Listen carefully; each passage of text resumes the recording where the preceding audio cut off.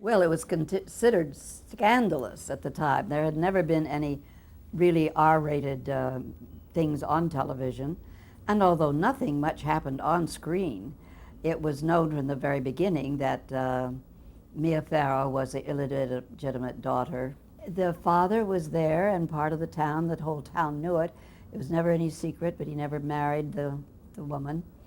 And the girl was, was on her own, and that was the Mia Farrow part. And she, at that time, was, a very young, sweet thing, and she had the long hair down to her shoulders and bangs. And she was fussing about, she wanted to get rid of her Alice in Wonderland look. At the time, she was dating Frank Sinatra all the time.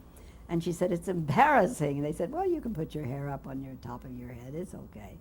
Anyway, she'd been fussing about that for a long, long time. And it came to the time when Frank was going to have his 50th birthday.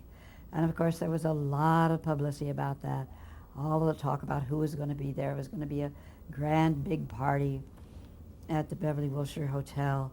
And she assumed, of course, she would be invited to the party. She was going with him all the time. But he waited till the last minute.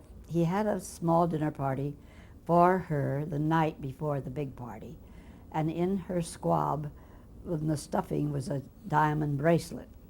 And then he broke it to her that she was not going to be invited to the party because he says it's an Italian affair. All the family's going to be there, so I have to bring my ex-wife, Nancy. And she, of course, was very upset and very angry and very hurt. So the next day, on the set, she's in her dressing room, and she borrows some scissors from the hairdresser, and all alone in her dressing room, she just starts chopping her hair off every which way, just out of anger and anger.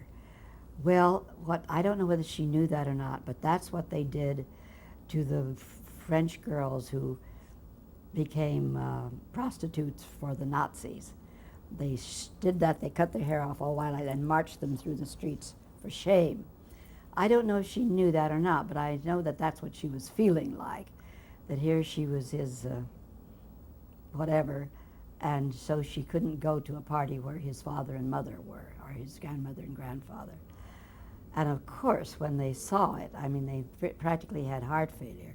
But they did a very smart thing. They immediately shouted it all up, gave her that boyish bob, and it became a big thing. They turned it into a plus instead of a minus. And I never heard anybody say why they thought she did it outside of just anger, just out of pique.